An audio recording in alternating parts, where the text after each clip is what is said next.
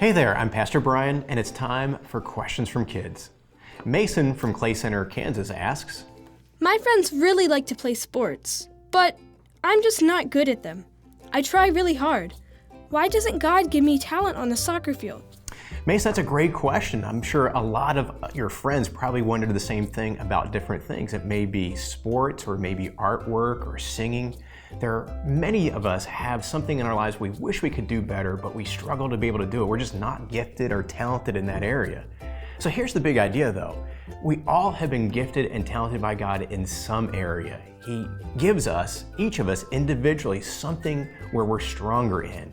And He wants us to use that for His glory, of course. So I know that there's probably another area in your life that you really do well in, and that's an area where you can just thrive and give Him glory in what you're doing. But now what about soccer, or an area you may not be as strong in? Well, God gives us those weaker areas in our lives as well, because He wants us to learn to depend on Him.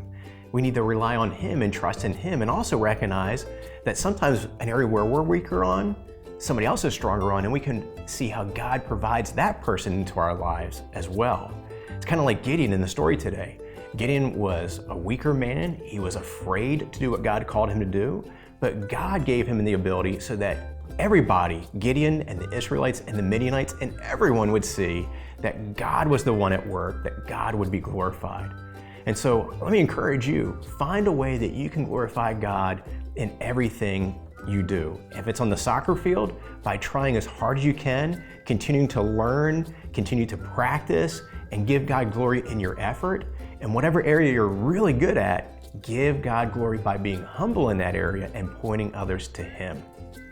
So in what area are you weak and need to depend on God to help you?